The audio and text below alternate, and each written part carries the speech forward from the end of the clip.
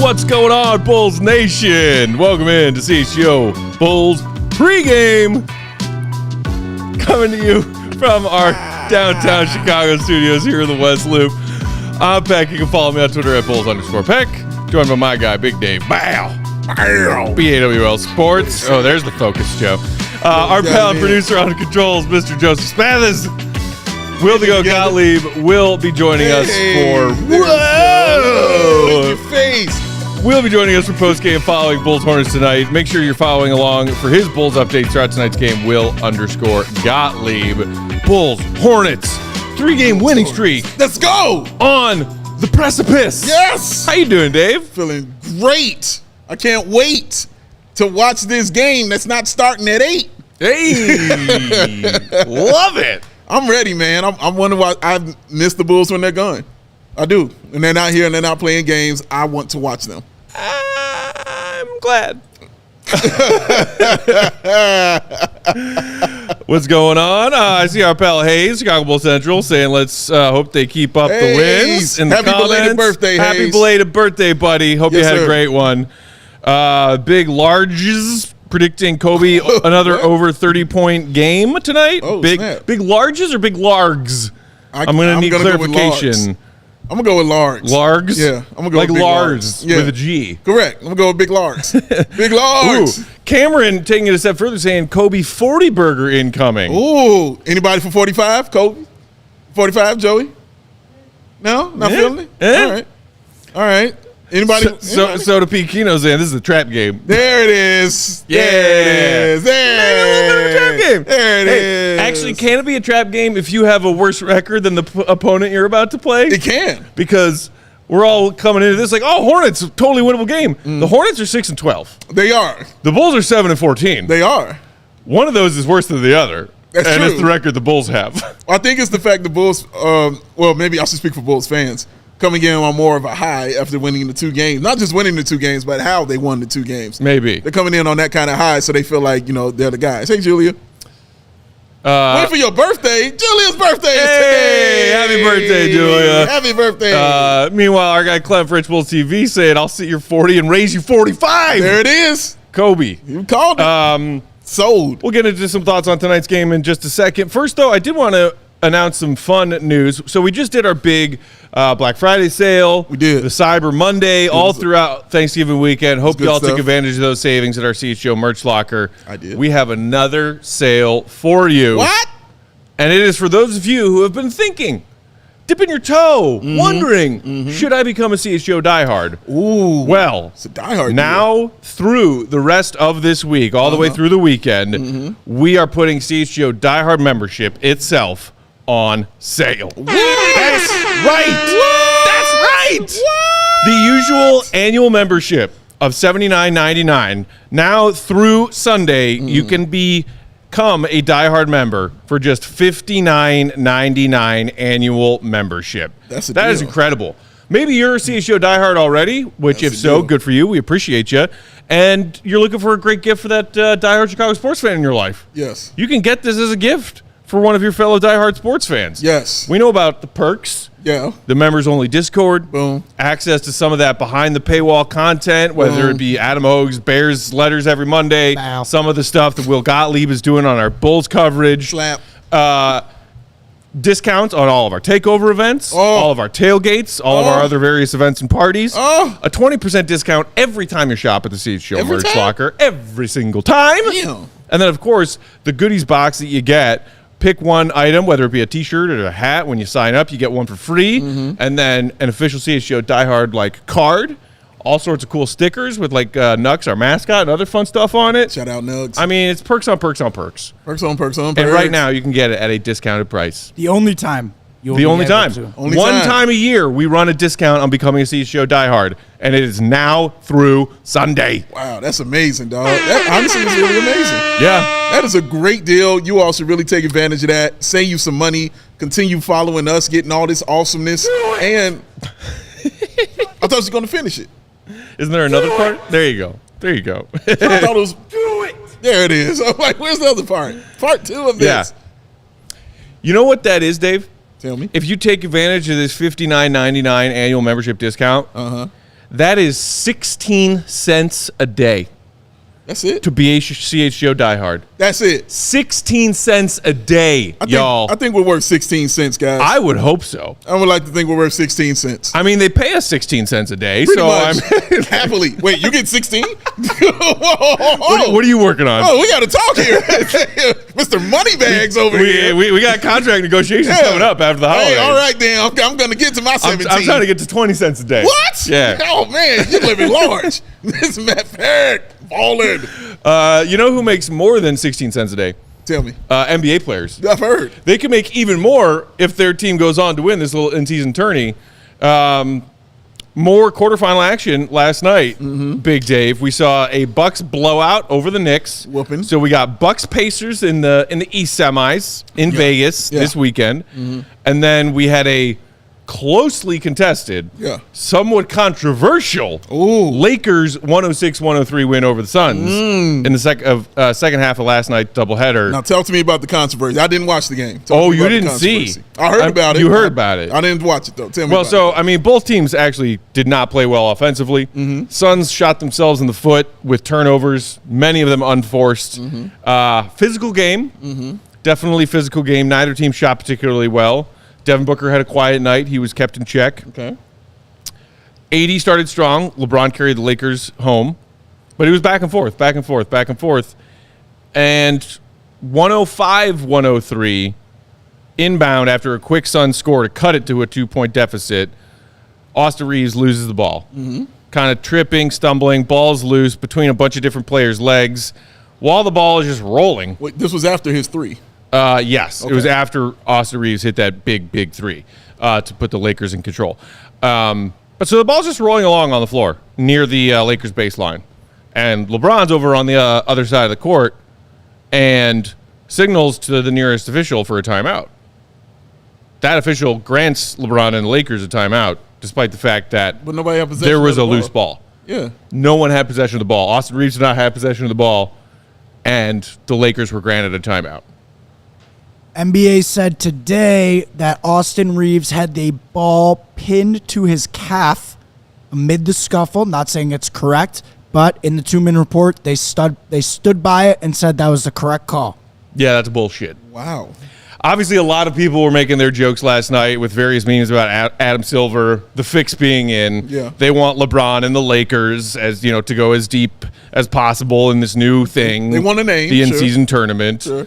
But I'm sorry. Are Kevin Durant and Devin Booker not good enough for you, NBA? No. Looking for ratings and entertainment? No, they're not. They are not. They're not enough. They need a bigger name, dog. LeBron's a bigger name.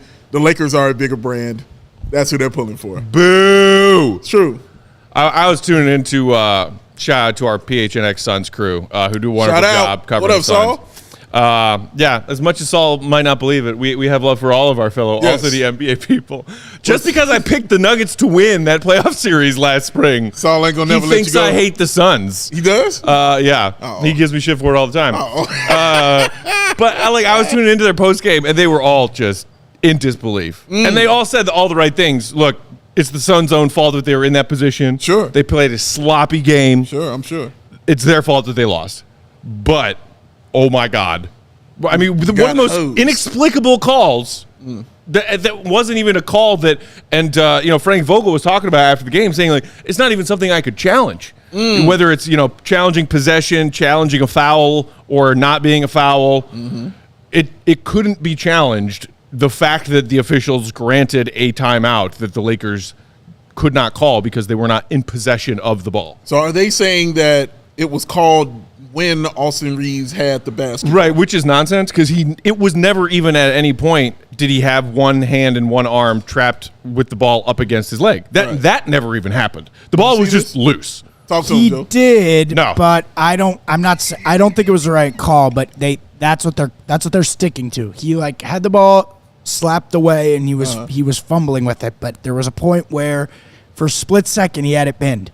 Not You're saying it was saying correct. he did have it, though. No. Not saying it was correct. I will show you the screenshot afterwards, though. Okay, sure. I'll definitely take a look. I'd like to take a look at this. Remember the jump ball that wasn't a jump ball that totally burned the Bulls a couple seasons ago when Dame hit that insane shot afterward? Yes. Oh, my God, yes. It was less of a player having possession than that jump ball call was a jump ball. Wow. It was a loose ball. Wow. And it's crazy. That sounds crazy. People in the comments, I love Bulls fans because I always find my fellow LeBron haters amongst my fellow Bulls fans. My people. Shout out to JR Flipside saying such BS, the LeBron timeout call. That was a layup for the Suns. JoJo saying the league couldn't be more obvious. French Bull TV calling it the National Brawn Association. Yeah, and so, I mean, that's okay, fine. The Lakers advance. The league wants them to advance. But, I saw a lot of Bulls fans making comments about this last night, and then, if they missed last night's late night finish this morning, Bulls fans know how it feels to come out on the totally screwed end of some LeBron's team timeout controversy. Kind of been there. Not that long ago. Back when the Bulls were actually a real playoff contender. Conference semis against Cavs. Yes. Up 2-1. Yes. Game 4 on our home floor. David Black tries to call a timeout that the Cavs don't have. I'll never forget it. That's it right there. LeBron hits the game winner. That's it. I remember it well, man. He called it, and just watching him get yanked back while he's calling that timeout, like, bring your ass back here. What are you doing? That's the photo. That's the photo. Now, I'll show you for the fans. so they're saying right there he called the timeout. But see, that's not where LeBron called the timeout. That's LeBron clearly. I don't know about that. Right, that is okay. the photo. So there's a photo. Oh, he looked like but, Joey right there. you could go back and watch the replays. They had a great shot of it during the broadcast last night. Little Spatis action happening. You see when LeBron turns to the nearest official to signal for a timeout, and it's while the ball is rolling on the floor. Wow. Wow. Okay. I'm going to go watch this. Clear as day. I'm going to go watch this. The ball was rolling on the floor. I can't wait to make And the up Lakers my mind. and the refs were like, "Oh, LeBron, you would like a timeout? Here's a timeout." I can't wait to go watch. Yes, sir, Mr. James. I can't wait to go watch this and make up my mind on this. I do think, though, the in-season tournament has been wildly successful for the NBA, and it's got me to thinking. And shout out to Parkins and Spiegel, who said this, who put this in my brain when I was riding in here. I think baseball could really benefit from something like this, man. Maybe. Like, honestly, if it's sort of any little mini sport turning that deserves a mini something within a long-ass season, it's baseball season has twice as many games as the NBA season. Man. Like, they deserve to have it. They could actually have double elimination going on. You know what I mean? Like, baseball should really look into this because it would make me want to watch it a little bit more. But this is successful for the NBA. Yeah. This sounds like something, they would do for the Lakers. Yes. Sound like something they would do for LeBron fans. Yes. But I'm going to go watch it, make up my own mind, and then, we'll move on to the next round of them playing the Pelicans. I cannot wait for you to watch that. Go Pelicans. Let's go. I mean, actually, it would be cool to see the Pacers win it too. Like, that's the underdog. That's the underdog team right there. Man. That's the team everybody's rooting for, man. That's just I am falling in love with Tyrese Haliburton, and I hate that he is not a Bull. Oh, man. He went 12th. Everybody didn't go 5th. He went 12th. They weren't the only ones that passed on him, all right? 12th. As far as that controversial call last night, Amari Green in the comments said even Reggie called the refs out. Not like Reggie did, and then Charles did during inside the NBA post game. Okay. Like everyone was like, "Wow, that was atrocious." So I can't wait for you to watch it. Okay. Let's take a quick break, then we'll come back and dive into tonight's action. Bulls, Hornets. We got injury updates for both teams, and then we'll take a closer look at the 6-12 Hornets, who feature number 2 overall pick from the 23 draft class, Brandon Miller. While we're sharing these words from our sponsors, you know what to do. Hit the thumbs up button if you're watching along on YouTube. We greatly appreciate you joining us. Yes, we do. We'll appreciate you even more if you just do a little clickety-click right there. This picture, this guy. We love you for it. Make sure you are subscribed to CHGO Sports YouTube channel. Mm-hmm. Big D, what do we got? Beer. I love it. Don't you? Mm-hmm. It's tasty, delicious, and awesome. And necessary if you're a Bulls fan. Enjoy responsibly. 21 and over, guys. Enjoy responsibly. And who do we roll with over here? Joey? Hunk. We roll with Goose Island.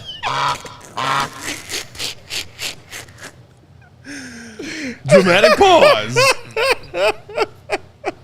Oh, man. Thank you, Joseph. The Goose Island Beer Company. That's who we roll with. And it's been Chicago's beer since the Jordan year. That is 1988. Beer Hug family, 312 Wheat Ale, Full Pocket Pilsner, the man Big Day favorites. Now I saw you sipping on that yesterday, man. What was you having that little sippy sip of it yesterday? The one that you saved for me in the back of the fridge? I did drink it Frosty yesterday. cold, nice. Thank you so much. Frosty, awesome. But does that mean we are now out of Full Pocket Pills? We are out of Full Pocket Pilsner. That is a problem. But still got my hazy beer hug sitting right there. Oh, okay. This can do some things. I can work with some hazies. Okay, all right. Well, guess what? Got you one over here because there's one left. That's a Frosty Cold. I'm always looking out, Matt. Tyro. My man. And also, Oktoberfest time. Joey's favorite time is daylight savings, more so than any holiday. Daylight savings time is how Joey Spathis rolls. And the reason he loves it so much because it's Oktoberfest beer time, y'all. Doesn't have to be October to join it. Enjoy it. Anytime during the winter, Oktoberfest is what you should be drinking. So grab the ultra fresh, exclusive beer at the Goose Island Original Brew House on Clybourne Avenue in Lincoln Park, or from the tap room on Fulton Street in West Town. It is the Goose Island Beer Company, y'all. Chicago's beer, the true taste of Chicago. Tonight's CHGO Bulls pregame also brought to you by our friends at Circa Sportsbook, who offer tight money line splits. Tight. And that low hold model. They always strive to have their game spreads, their point totals at -110. Oftentimes you'll see other sports bettors and sports betting apps push those to -115 or -120, right. Whether it's the team getting points or the favorite for no good reason, other than that they just want to rob you of better odds and better payouts. Not Circa. They're your friends. They're going to treat you right with those -110 odds. Damn straight. Circa keeps as little money as possible on large market bets like futures. If you're seeing the way the winds are blowing for NBA playoff action, you want to put some bets down on that, you'll find the best odds at Circa.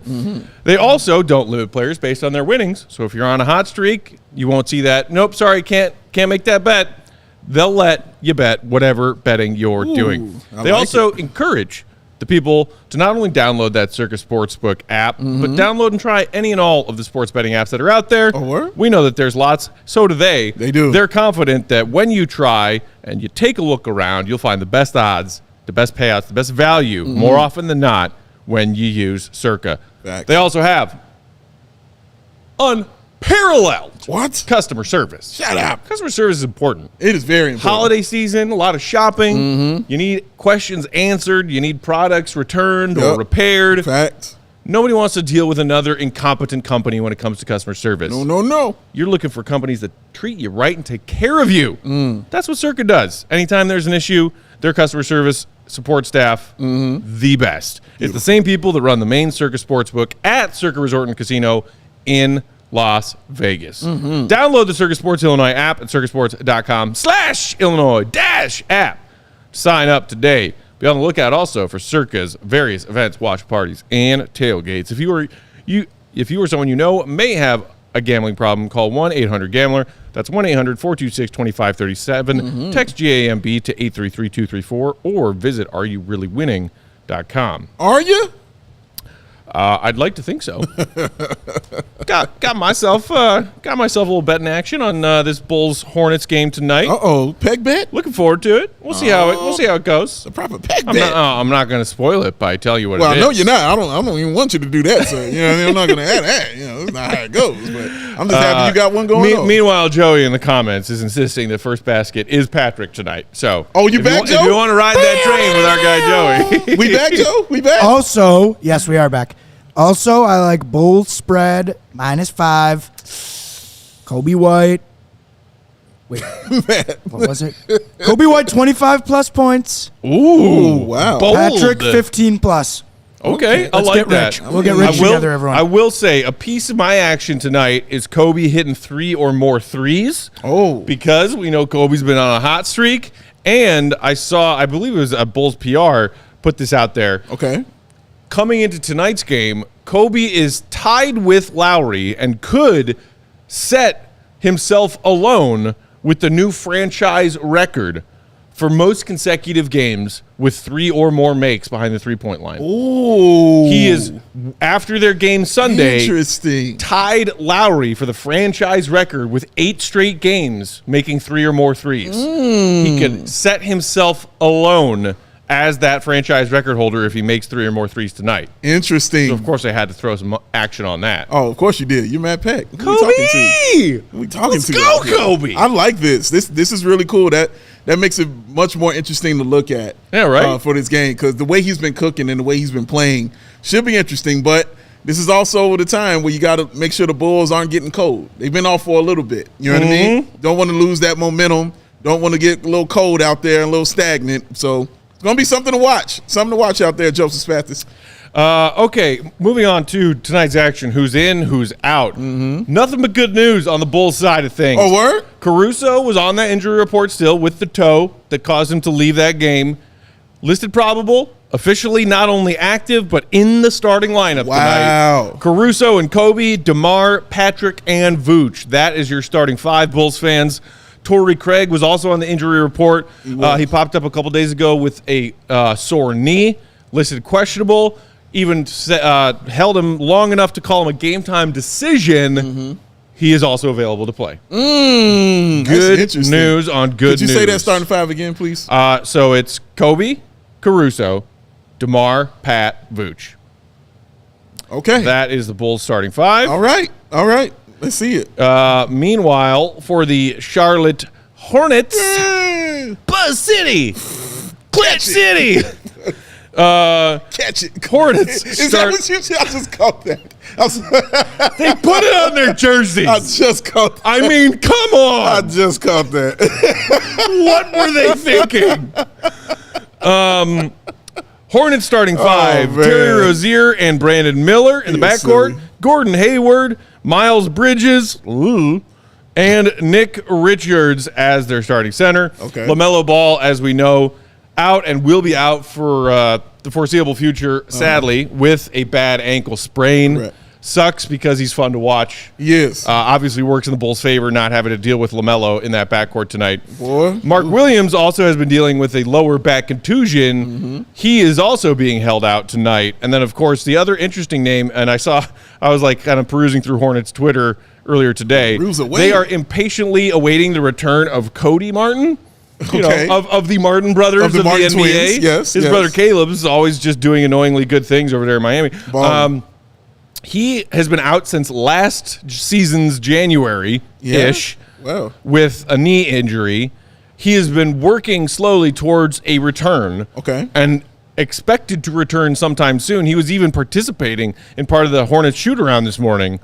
Still not back yet. So this is a short-handed Hornets team. Still a team you got to worry about a little bit. Obviously, not having LaMelo out there is going to be a problem, but Miller's damn good. Like, Fish, yes. Miller is good. So, freeing him up, and so, he's going to have the super green light to be able to go. Their coach, Steve Clifford, is really good coach also. So they're still formidable. That's still a problem, but the Bulls should go in there and stomp these dudes, honestly. We should really be stomping them, but they're still athletic. They still have a lot of young athletic guys out there that can play and guys who can actually shoot the basketball too. So that's still an issue. And, still have one of the all-time great Bulls killers, P.J. Washington, rocking on that squad. I believe he's shooting 32% from 3 so far this season. Watch him drill 6 tonight. Just watch it happen. Don't say I didn't warn you. Yeah, he said it. Hornets, I mean, this is a team that is struggling, just like the Bulls. They are currently 19th in the NBA in offensive rating, 30th. That's dead last. Yeah. The expansion to 32-team league hasn't happened yet. 30th, that's last. In defensive rating, 121.7. They were allowing 121.7 points per 100 thus far this season. That's an awful dang lot. For a net rating of negative 8.3, 28th net rating among all 30 NBA teams. You did mention, though, that rook Brandon Miller they have, and he got out to a bit of a slow start, but he is really starting to string some solid games together. Joe, if you have those stats from Brandon Miller thus far in his rookie season, 16 games played, 10 of those have been starts. You saw, as I mentioned, he is in the starting lineup again tonight. 14.5 points per game. Respectable shooting splits, 46, 38, and nearly 80% from the free throw line. Definitely you love seeing rookies who are that efficient at the free throw line. Sure. 4 boards, 2 dimes per game. And then as you see there on your screen, something that I made note of, his shooting recently has really caught fire. In his last 6 games, he is shooting over 50% from 3 on over 5 attempts per game. And again, I'm sure some of that has to do with, him having the green light. Yeah. He's been awesome. Like, he really has. He's been really good for them. Shout out to Michael Jordan, for sitting there and making that pick, because a lot of people were like, dude, why didn't you take the young guy? Why didn't you take the point guard right there? You should have took him. Mike stuck to the guns, took Miller. Looks very polished. And that's the best compliment I can give a rookie, is he doesn't look like one. Yeah. Like, he just looks completely polished and ready to play. He loves Paul George, and he kind of reminds me of Paul George. Yeah. When I sit there and watch him, like the height, the ability, the handles, the shooting, the ability to get inside and score, but also step outside and whoop your ass from the three-point line. Like, that's really important. So he's been a really great rookie. I was listening to the Dunker Spot today. Great pod if you've never heard it. And they were doing their whole rookie report, and they were just talking about that Brandon Miller has taken a lot of difficult defensive assignments as well. That in too. terms of like Paul George, smaller guards, shiftier players. He's obviously a big guy, so I'm curious to see. Will he draw Coby White tonight, who's obviously been hot? DeMar could obviously, but I'm putting. If I'm a coach, as far as options you have to guard the best either guard or wing on your opponent every night. I mean, your other options if you're Charlotte right now are like Terry Rozier, Gordon Hayward. Like, you don't feel great about sending either of those guys out. You don't on tough, defensive assignments. You don't. But that is a good question though. Like, who do you want him guarding? I mean, if you're the Charlotte Hornets, if you're Clifford, who are you sending him out there to guard at the start?